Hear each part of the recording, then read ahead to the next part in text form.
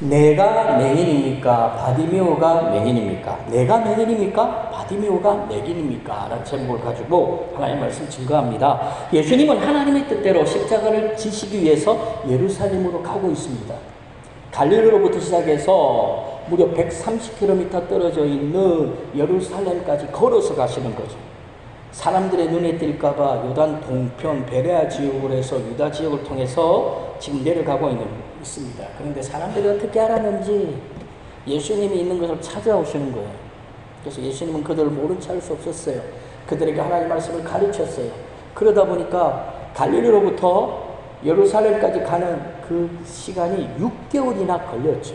결코 6개월이나 걸릴 거리가 아닌데도 가는 곳곳마다 무리들이 예수님을 쫓아와갖고 가르침을 청하니까 예수님은 그들을 뿌리치지 않았습니다. 예수님은 지금 바쁘거든요. 예루살렘에 가셔야 되거든요. 그런데도 그들을 뿌리치지 않고 그들에게 하나님의 말씀을 가르쳐 주셨습니다. 그래서 예수님은 하나님의 뜻대로 지금 십자가를 지기 위해서 예루살렘으로 가고 있는 겁니다. 오늘 본문 말씀에 보면 예수님은 제자들과 무리들과 따라오라고 한 것도 아닌데 무리들과 함께 여리고까지 왔어요. 그런데 보통 사람 같으면 여리고에 들어가서 잠시 쉴 수 있을 텐데도 예수님은 여리고에 들어가지 않았습니다. 바로 여리고를 지나쳐서 예루살렘으로 발길을 옮기셨습니다. 그런데 여리고에는요, 맹인이 녀석 거지인 바디메오라는 사람이 살고 있었습니다. 그는 길가에 앉아서 구걸을 하고 살아갑니다. 맹인이 앞이 안 보여요. 거지입니다. 바디메오는 거지인데다가 맹인이기 때문에 다른 사람을 볼 수가 없어요. 그래서 다른 사람을 식별할 때 소리로 식별하는 거예요. 소리를 들어보면서 그들이 하는 말을 들어보면서 야, 이 사람이 부자네, 이 사람이 가난한 사람이네, 금방 알아채죠. 그래서 구걸할 때도 야, 이 사람한테 내가 구걸하면 돈을 얻어낼 수 있겠구나, 저 사람한테 구걸하면 돈을 얻어내지 못하겠구나. 어떻게 보면 눈을 뜨고 보는 사람들보다 맹인인 바디메오가 더 정확하게 구분하는 거예요. 왜? 소리로만. 사람의 소리야, 말소리에는 그 사람의 어떤 기분과 감정이 그대로 녹아내려 있거든요. 그래서 맹인들은요, 보통 사람들보다 귀가 몇 배나 더 발달되어 있죠. 그래서 이 사람이 부자인지 가난한 사람인지 무슨 말을 하고 있는지, 이 사람이 하고 있는 말이 거짓인지 진실인지를요, 오히려 정상적인 사람들보다도 이 맹인들이요 더 정확하게 분별을 냅니다. 그런데 그의 귀에 예수님이 지나간다는 소리가 들렸습니다. 그러자 바디메오는요, 미친 사람처럼 그 자리에서 빨떡 일어납니다. 그리고 소리를 치죠. 다윗의 자손 예수야, 나를 불쌍히 여기소서. 한 번만 외쳤을까요? 다윗의 자손 예수여, 나를 불쌍히 여기소서. 앉아서 구걸했을까요? 아니에요. 10번, 100번 예수님이 들으실 때까지 계속해서 외치는 겁니다. 다윗의 자손 예수야, 나를 불쌍히 여기소서. 다윗의 자손 예수야, 나를 불쌍히 여겨주옵소서. 사랑하는 성도 여러분, 맹인입니다. 거짓입니다. 세상을 살아가는 낙이라고는 하나도 없어요. 그의 간절한 소원은 뭘까요? 눈 뜨는 거죠. 눈을 떠서 좀 정상적인 삶을 살아보는 겁니다. 눈만 뜨면 거지 행세 안 해도 돼요. 눈만 뜨면 정상적인 삶을 살아갈 수 있어요. 그래서 그의 간절한 소원은 오직 하나, 눈 뜨는 거죠. 그런데 사람들은요, 맹인이고 이 거지인 바디메오를 어떻게 해서 딱 가로막아 버립니다. 야, 저리 가. 예수님이 지나가는데 감히 거지 이 맹인 네가 왜 하면서 발로 차버리는 거죠. 꾸짖고 잠잠하라 나무랬습니다. 왜 나무랬습니까? 한번 상상해 보십시오. 제자들과 사람들은 예수님 예루살렘으로 가시는 이 예수님을 따라 지금 가고 있어요. 예수님이 예루살렘에서 엄청난 일을 할 거라고 생각하는 겁니다. 제자들도 마찬가지고 예수님을 따라가는 모든 사람들도 마찬가지예요. 예수님이 어떤 분입니까? 오병이어의 역사를 일으켰잖아요. 이 시대는요, 굶어 죽는 사람들이 허다합니다. 그런데 물고기 2마리 떡 5개 가지고 5,000명, 장정만 5,000명 먹였어요. 어린아이와 여자들과 나이 드신 분들까지 합치면 수만 명을 먹였겠죠. 그들은 굶어 죽는 사람들이에요. 야, 예수님이 왕이 되면 최소한 우리가 굶어 죽지 않겠구나. 야, 예수님이 왕이 되었으면 좋겠다. 야, 예수님이 지금 예루살렘으로 가신다네? 그러면 예수님이 예루살렘 가셔서 어떤 일을 할까? 많은 기대 속에서 지금 무리들이 예수님을 쫓아가요. 제자들과 함께. 제자들은 예수님이 예루살렘에서 왕이 되길 원했어요. 야, 예수님이 왕이 되면 나는 그래도 예수님의 제자잖아. 예수님이 우편 좌편에 앉을 수 있겠네. 서로 제자들끼리 다투어가면서 서로가 높아지기를 원했습니다. 예수님을 따르는 무리들도 마찬가지죠. 예수님이 왕이 되실까라는 어떤 한끗 자기의 기대감에 부풀어가지고 예수님을 쫓아갑니다. 예수님이 왕이 되면 지금보다 더 살기 좋은 세상이 되지 않을까? 예수님이 왕이 되면 최소한 굶어 죽지 않잖아. 예수님이 왕이 되면 병들어 죽는 사람 없지 않겠는가? 예수님이 왕이 되면 외부의 어떤 족속으로부터 내가 핍박당하지 않을 수 있지 않겠는가? 예수님이 왕이 돼야 돼. 그래서 제자들과 무리들은 예수님을 따라서 지금 예루살렘으로 가고 있는 겁니다. 그러나 이런 생각들은 예수님의 마음을 아프게 할 뿐입니다. 예수님을 전혀 모르는 영적인 맹인들의 모습이에요. 예수님이 지금 예루살렘에 뭐하러 갑니까? 십자가에 못 박혀 죽으러 가는 겁니다. 예수님이 죽어야 온 인류를 구원할 수 있습니다. 하나님의 뜻입니다. 태초부터 하나님의 작정하신 계획이에요. 예수님이 십자가에 죽어야 돼요. 대속물로 우리를 대신해서 죽어야 돼요. 그래서 우리가 살아나는 겁니다. 그런데 제자들과 무리들은 예수님의 생각은 전혀 관심이 없어요. 높아지길 원했어요. 야, 예수님이 왕이 되면 최소한 우리가 이 땅에서 굶지 않고 행복하게 잘 살 수 있겠네. 이런 말도 안 되는 헛된 꿈속에서 사로잡혀 있습니다. 그러므로 진짜 맹인은 바디메오가 아니죠. 제자들이 맹인이고 그 무리들이 맹인인 거예요. 사랑하는 성도 여러분, 누가 맹인입니까? 바디메오가 맹인입니까? 제자들과 무리들이 맹인입니까? 예수님이 볼 때는요, 제자들이 맹인이에요. 예수님이 볼 때는 그 수많은 무리들이 맹인인 거예요. 지금 예수님이 예루살렘에 뭐하러 가는지도 모르고 자신들의 꿈에 부풀어가지고 자기 생각에 몰입되어가지고 그냥 예수님을 쫓아가는 이들이 맹인인 거죠. 한 치 앞도 몰라요. 자신들이 지금 뭐하러 가는지도 몰라요. 그래서 그들은요, 바디메오가 예수님께 소리치니까 가로막은 겁니다. 왜? 예수님이 가시는 그 길목을 가로막으니까 뭐가 되죠? 장애물이 되고 걸림돌이 되니까 예수님이 가시는데 시간을 지체한다고 생각하니까 바디메오를 꾸짖고 잠잠하라고 나무란 겁니다. 빗기라는 거예요. 바디메오가 뭐라고 소리쳤습니까? 다윗의 자손 예수여, 나를 불쌍히 여기소서. 다윗의 자손 예수여. 많은 사람들은요, 이 맹인이 외치는 이 소리를 마치 미친 사람의 소리처럼 여겼어요. 다윗의 자손이라고 이 사람 몰라도 뭘 모르네. 예수님이 어떻게 메시아야? 이 바보, 멍청이. 그런데 제자들과 무리들은 바디메오가 잘 알지 못하면서 예수님을 메시아라고 다윗의 자손이라고 외친다고 생각을 했던 거예요. 그래서 꾸짖고 잠잠하라고 외쳤죠. 사랑하는 성도 여러분, 제자들과 무리들에게 예수님은 다윗의 자손이 아니었다는 얘기죠. 제자들과 무리들에게 예수님은 메시아가 아니었다는 얘기예요. 그들에게 예수님은 누구죠? 왕이 되길 원했죠. 위대한 선지자, 인물, 영웅이길 원했어요. 이스라엘의 왕이 되어가지고 자신들에게 권력과 물질을 주길 원했어요. 자신들을 높여주길 원했어요. 더 잘 살게 해주길 원했다니까요. 오늘날 성도들 왜 예수님 믿습니까? 복 받으려고. 복 안 주면 예수 안 믿을 겁니까? 죄송하지만 제자들과 무리들이나 오늘날 성도들이 똑같아요. 코로나 앞에서도 벌벌 떠는 성도들, 복 안 주면, 고난 주면 다 예수님을 모른 체하고 떠나갈 사람들이 이 대한민국에 얼마나 많습니까? 진짜 그들이 성도들이 맞나요? 진짜 그들이 그리스도인들이 맞나요? 얼마나 이기적입니까? 예수님의 생각은 전혀 고려하지 않아요. 오직 자기 중심이에요. 자기 생각대로, 예수님은 마치 자기 생각대로 움직여주는 꼭두각시로 생각할 정도입니다. 그러나 바디메오는 달랐어요. 예수님을 향해서 뭐라고 말합니까? 다윗의 자손 예수여. 무슨 말이죠? 메시아라고 불렀다는 거예요. 자신이 지금까지 들은 바로는 예수님이 메시아인 것이 분명한 거예요. 바디메오는 눈이 안 보여요. 그래서 귀로만 사람들의 소리를 듣고 소문을 듣고, 그래서 소리에 대해서 누구보다 민감해요. 그래서 지금까지 예수님에 대한 소문을 많이 들었는데 그 소문이 진실이라면 예수님은 메시아인 것이 분명하다는 거예요. 그래서 바디메오 스스로가 결정을 지은 거예요. 아, 이분은 메시아다. 다윗의 자손으로 이 땅에 오신 메시아다. 그렇게 외쳤죠. 솔직히 바디메오는요, 지금까지 살면서 한 번도 눈을 떠본 적이 없어요.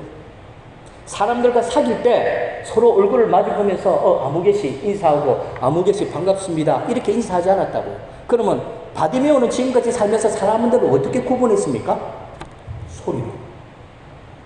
그래서 그 사람의 소리를 들어보면서 야, 이 사람 사기꾼이네. 그 사람의 소리를 들어보면서 야, 이 사람 진짜 착한 사람이네. 이 사람의 말소리를 들으면서 이 사람이 어떤 사람인지 분별했어요. 그런데요, 어떻게 보면 사람의 눈으로 그 사람을 보고 판별하는 것보다 그 사람의 말소리를 들으면서 그 사람을 판별하는 게 오히려 더 정확해요.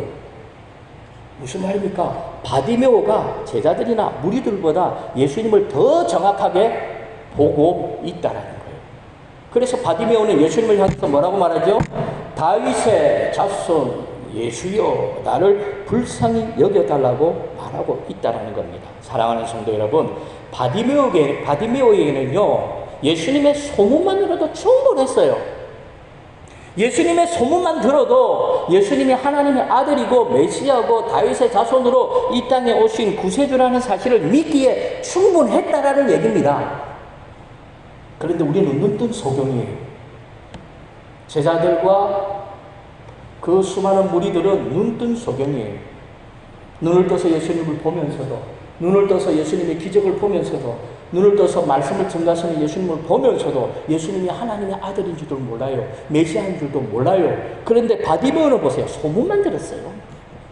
소문만 들었다니까요. 그런데 바디메오에게는 이 소문만 들어도 예수님이 하나님의 아들이라고 믿을 수 있다는 거예요. 충분하다는 거예요. 이것이 어떻게 보면 맹인의 장점이죠.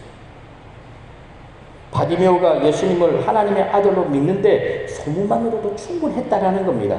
그러므로 맹인이라는 이 사실은 바디메오에게 핸디캡이 아니고 뭐가죠? 장점이 되는 거예요. 오늘날 사람들을 보면요, 목사님 보여주세요. 보여주시면 내가 믿겠습니다. 거짓말하지 마세요. 다 거짓말이에요. 왜요? 보여주면 안 믿습니다. 믿을 사람은요, 바디메오처럼 소문만 들어도 믿어요. 안 믿을 사람은 그 앞에 기적을 보여줘도 안 믿어요. 왜 그럴까요? 믿음은 내 의지로 되는 것이 아니기 때문에. 믿음은 성령께서 우리에게 믿음을 주셔야 돼요. 믿음이 선물이거든요. 믿고 싶다고 믿어집니까? 절대 그렇지 않아요. 성령께서 믿을 수 있도록 도와주셔야 됩니다. 성령이 도와주지 않으면 절대로 믿을 수 없어요. 반대로 믿기 싫어도 성령이 우리와 함께하면 믿어지는 거예요. 그래서 사람들은 울지요. 회개합니다. 왜 그럴까요? 자신의 오락서니를 보니까 도저히 하나님의 사람, 성도라고 말할 수 없어요. 그런데 성령께서 믿음을 주시네. 그러니까 사람이 어떻게 해요? 우는 거예요. 펑펑 우는 거죠.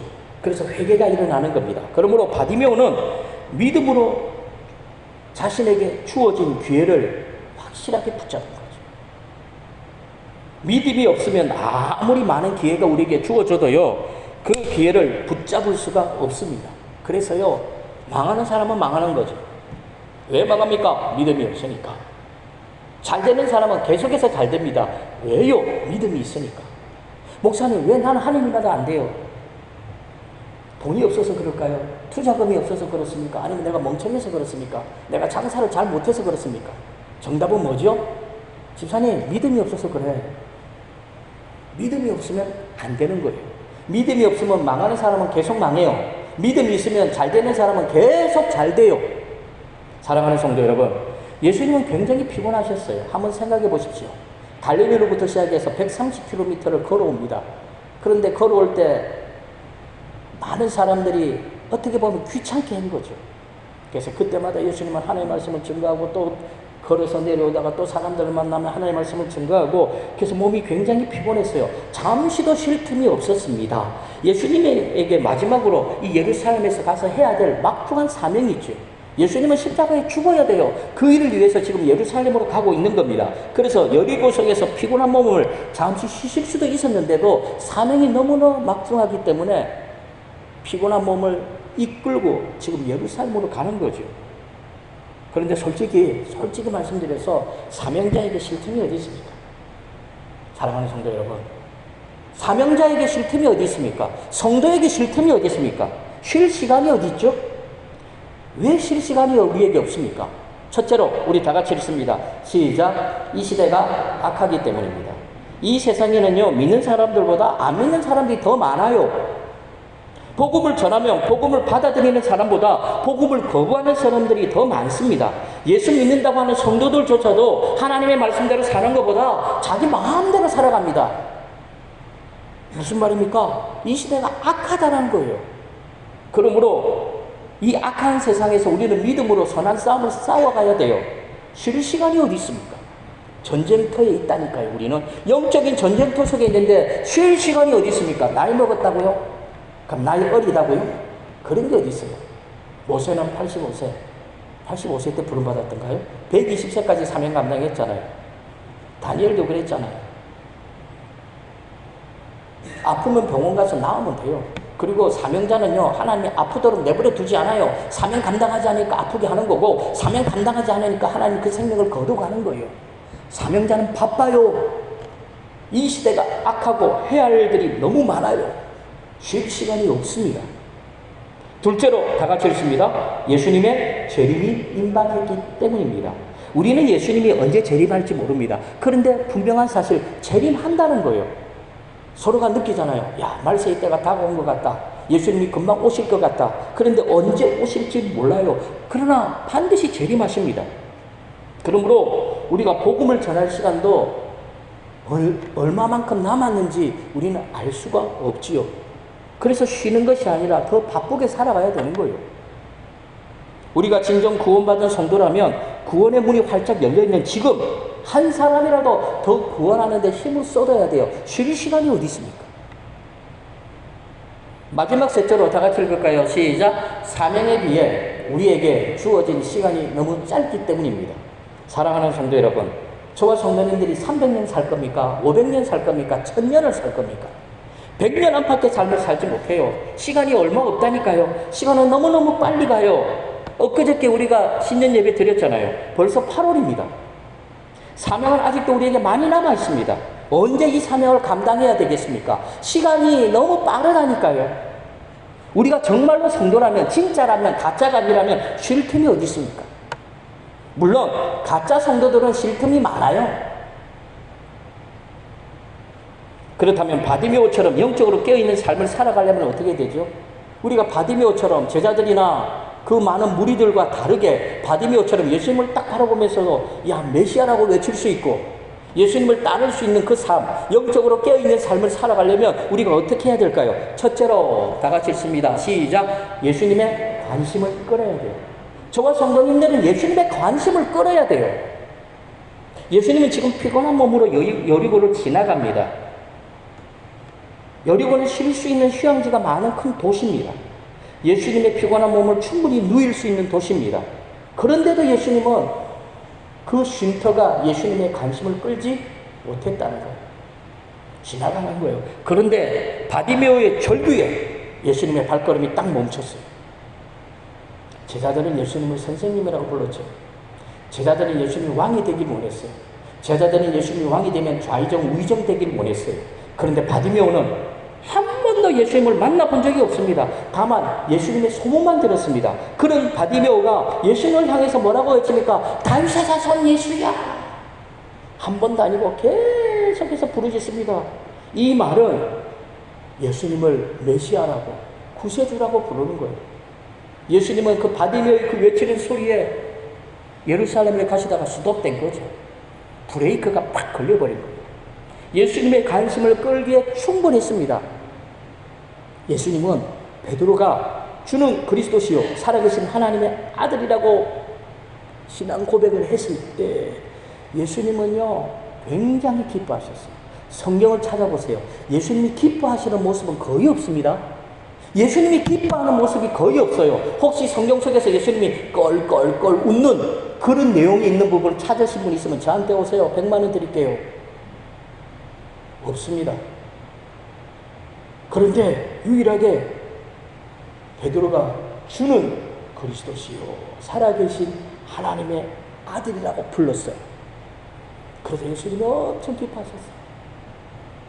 알텐니가 빠진 것처럼 예수님은요 너무너무 기뻐해가지고 베드로를 축복합니다. 바요나 시몬아, 이제 니는 베드로 그 시몬이라 하지마. 너는 이제 베드로야. 너는 반석이야. 교회를 세우겠대요. 베드로에게 엄청난 복을 내려주셨지요. 왜요? 베드로가 주는 그리스도요 살아계신 하나님의 아들이라고 말했기 때문에. 이 말은 무슨 말입니까? 예수님은 메시아입니다. 누구처럼요? 바디메오처럼.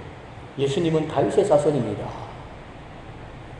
그러니까 예수님이 발걸음은 이 바디메오의 그 외침 한마디에 그대로 브레이크가 확 걸려버린 거죠. 한 번도 본 적이 없는 바디메오는 믿음으로 예수님을 메시아라고 외쳤습니다. 예수님의 발걸음을 멈추게 만들었습니다. 예수님의 관심을 끌기에 충분했습니다.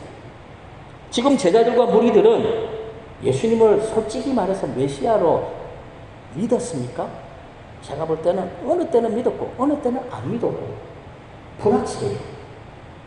그런데 바디메오는 예수님을 메시아로 믿을 뿐만 아니라 모든 사람들이 듣도록 외치는 거죠. 다윗의 자손 예수여, 나를 불쌍히 여겨달라고.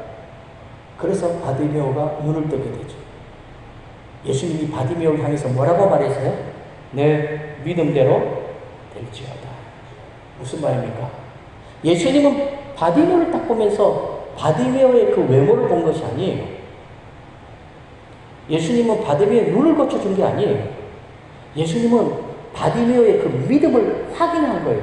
야, 네 믿음 좋네. 이야, 네 믿음대로 되라. 예수님이 이렇게 말하는 거죠. 그러니까 어떻게 해요? 모든 문제가 해결되어진 거죠. 그래서 바디메오의 최고의 큰 문제, 눈 뜨는 것. 그래서 눈 뜨는 것은 너무나 쉽게 해결되어 버린 겁니다. 그런데 바디메오에게는요, 눈 뜨는 것만이 복이 아닙니다. 하나님의 아들을 눈을 뜨자마자 제일 먼저 봤다니까. 갓난아기 엄마 뱃속에서 태어나지요. 태어나서 눈 뜨자마자 누구 봐요? 엄마 보잖아요. 바디메오는요, 눈 뜨자마자 누구 봤어요? 하나님의 아들 예수님을 본 거죠. 이야, 기똥차지 않습니까? 그래서 바디메오는요, 눈 뜨고 난 다음에 예수님을 따르는 자가 됐어요. 예수 믿는 성도의 삶을 살았다는 거예요. 진짜 축복을 받은 거죠. 예수님을 만나고 예수님의 얼굴을 보고 예수님을 따르는 진짜 성도가 된 거예요. 둘째로 다 같이 했습니다. 시작. 환경을 바라보면 안 됩니다. 바디메오는 환경 바라보지 않았어요. 예수님만 바라봤어요. 바디메오에게는요, 예수님밖에 없었어요. 바디메오에게는 예수님밖에 없어요. 바디메오가 다윗의 자손 예수여 나를 불쌍히 여기소서라고 소리칠 때 사람들은 바디메오를 가로막았다니까요. 꾸짖었습니다. 나무랬습니다. 잠잠해. 그러자 바디메오는 어떻게 했습니까? 더 크게 외쳤어요. 더 크게. 무슨 얘기입니까? 환경에 굴하지 않았다는 거죠. 환경에 바라보지 않고 힘들면 힘들수록 더욱더 주님을 바라보고 다윗의 자손 예수여 나를 불쌍히 여기소서라고 외쳤어요. 누군가 한 사람이 바디메오에게 와서 야 바디메오 좀 조용히 할 수 없겠어? 지금 예수님이 지나가시잖아. 좀 조용히 좀 해. 누군가 한 사람이 한 게 아니에요. 무리들이 사람들이 바디메오를 향해서 어떻게 보면 뭐라 그러죠? 촛대뼈 깐 거죠. 조용해라. 모든 사람들이 그런데도 바디메오는 주눅들지 않았어요. 자신을 꾸짖는 사람들의 소리에 귀를 막아버렸어요. 더 큰 소리로 예수님을 불렀습니다. 바디메오에게 믿음이 없었다면 불가능한 일이죠. 삭개오를 보세요. 삭개오와 바디메오의 공통점이 뭡니까? 믿음입니다. 믿음. 삭개오도 예수님을 본 적이 없습니다. 소문만 들었습니다. 그런데 예수님을 믿었습니다. 믿음이 있었기 때문에 뽕나무 위에 올라갔어요. 믿음이 있었기 때문에 자기 재산을 가난한 사람들에게 나눠준다고 했고요. 혹시 남의 것을 빼앗고 노력한 것이 있으면 4배를 갚겠다고 했습니다. 믿음 생활하다 보면요, 주위에 반대가 있을 수 있습니다. 따돌림 당할 수 있습니다. 심지어 교회 안에서 성도들에게 배신당할 수도 있어요. 그러나 그것 때문에 너무 절망하지 마시기 바랍니다. 왜냐하면 그것은 내가 신앙생활을 제대로 하고 있다는 증거니까요. 그러므로 바디메오와 삭개오처럼 믿음으로요, 주요 환경 모든 것들을 극복하고 이겨내고 하나님만, 주님만 바라볼 수 있기를 바랍니다. 셋째로 다 같이 읽습니다. 시작. 절박한 인생 신앙생활을 해야 합니다. 절박한 신앙생활을 해야 돼요. 오늘날 성도들 너무 편안한 신앙생활을 합니다. 사람들은 바디메오를 향해서 꾸짖고 잠잠하라고 했지만 바디메오는 그럴 수가 없었어요. 왜? 바디메오는 절박하니까. 바디메오는 너무너무 절박해요. 지금 예수님을 놓치면, 이 기회를 놓치면 자기는 눈을 뜰 수가 없어요. 그래서 바디메오는 절박함을 가지고 목숨을 걸고 더 큰 소리로 예수님을 불렀습니다. 신앙생활에는 이 절박함이 있어야 돼요. 저와 성도님들에게 절박함이 있어야 돼요. 어떤 친구가 공부 잘하는 줄 압니까? 절박함이 있는 친구들이 공부 잘해요. 직장생활을 누가 제일 잘해요? 절박함이 있는 사람이 직장생활 잘하는 거예요. 뭐 이래 되나 저래 되나 난 모르겠다. 뭐 될 대로 되라. 이런 사람은요, 잘 될 수가 없죠.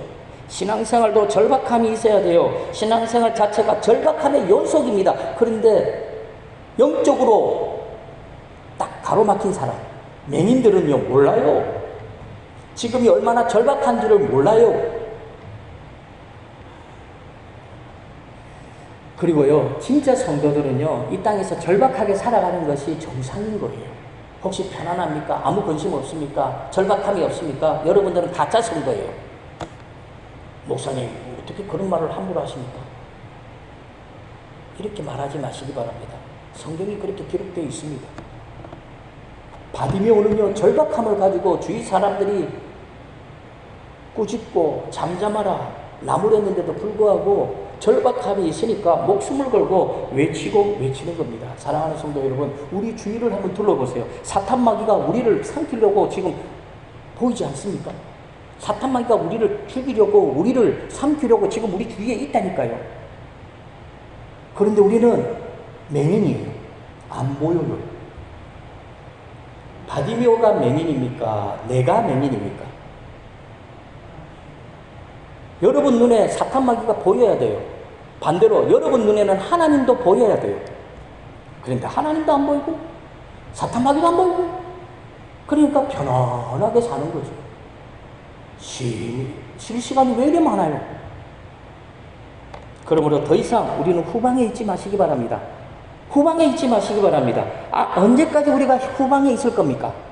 내 자신의 정욕과 세상의 유혹을 맞서서 싸워야 돼요. 사탄마귀와 맞서서 싸워야 된다는 겁니다. 그러므로 우리도 바디메오처럼 절박함으로 신앙생활을 할 수 있어야 됩니다. 마지막 넷째로 다 같이 읽습니다. 옛 사람의 겉옷을 벗어 던져야 합니다. 예수님의 부르심을 받은 바디메오는 자신의 겉옷도 챙기지 않았습니다. 겉옷을 내팽개쳐두고 예수님을 따라갔습니다. 사랑하는 성도 여러분, 이스라엘 백성들에게 겉옷은 그냥 옷이 아니에요. 특히 거지에게 겉옷은 자신의 생명과도 같습니다. 겉옷은 옷의 역할도 하지만 겉옷은 밤에, 추운 겨울 밤에 잠잘 때 뭘 하죠? 이불의 역할을 합니다. 이불. 추운 밤을 지낼 수 있는 이불이 바로 겉옷입니다. 그런데 거지가 겉옷을 내팽개쳤다는 것은 추운 밤에 덮고자 할 이불이 없다는 거죠. 그럼 어떻게 됩니까? 얼어서 죽어요. 그 말은 목숨을 걸고 지금 예수님을 따라가고 있는 겁니다. 그런데도 바디메오는 예수님을 만나는 순간 눈이 뜨여지게 되죠. 눈 뜨는데 겉옷이 무슨 문제가 있습니까? 눈 뜬다니까요. 사랑하는 성도 여러분, 오늘날 성도들도 바디메오처럼 겉옷을 좀 벗어 던져야 될 줄 믿습니다. 예수를 믿었으면 예수 믿는 사람답게 살아가야 되는데 여전히 세상 사람들이 옷을 입고 지금도 살아가고 있다는 겁니다. 광야 40년 동안 이스라엘 백성들이 왜 가나안 땅에 못 들어갔습니까? 왜 가나안 땅에 못 들어가고 하나님의 심판을 받아서 다 죽었습니까? 왜 20세 이상은 다 죽어야 했습니까? 불순종했기 때문입니까? 예, 맞아요. 불순종했습니다. 그러나 진짜 이유는 이스라엘 백성들이 겉옷을 벗어 던지지 않았기 때문입니다. 이스라엘 백성들은 예전에 애굽에서 종살이 하던 때 그때의 모든 삶을 벗어 던지지 않았다라는 거예요. 조그만 힘든 일이 생기면 애굽으로 돌아가겠대요. 모세를 향해서 야 너희들이 날 고생시키려고 우리를 죽일 데가 없어서 여기까지 끌고 왔냐. 야 우리 애굽으로 돌아가자. 애굽으로 돌아가자. 애굽에는 그래도 고기도 먹고 애굽에는 부초도 있고 굶어 죽지 않지 않느냐. 우리 애굽으로 돌아가자. 무슨 얘기입니까? 겉옷을 벗어 던지지 않았다라는 거죠. 애굽에서 종살이하면서 게으름을 피우던 그 버릇, 종처럼 얻어먹는 버릇, 불평 불만하는 그 버릇을 벗어 던지지 않았다라는 겁니다. 그러므로 옛 사람의 겉옷을 벗어 던져야 돼요. 사랑하는 성도 여러분, 누가 맹인입니까? 내가 맹인이잖아요. 바디메오가 맹인입니까? 아닙니다. 내가 맹인이에요. 내가. 저와 성도님들은 제자들과 무리들처럼 영적인 맹인으로 살면 안 됩니다. 바디메오가 됐어요. 제자들이 되지 말고 무리들이 되지 말고 바디메오가 됐어요. 그는 비록 눈이 어두웠지만 예수님을 메시아라고 불렀습니다. 소경이 아니라는 거죠. 그러므로 바디메오처럼 영적으로 깨어 있어서 예수님을 메시아라고 부르고 이 땅에서 믿음으로 선한 싸움을 싸워나가는 하나님 앞에 신실한 일꾼들이 다 되어지기를 주님의 이름으로 간절히 축원합니다. 하나님 감사합니다. 우리 부강교회 성도들 영적인 맹인이 아니라 눈이 떼어져서 영적으로 깨어 있어서 언제나 믿음으로 이 땅에서 선한 싸움을 싸워나가며 주님께서 맡겨진 사명을 감당하며 살아가게 하옵소서. 예수님의 이름으로 기도합니다. 아멘.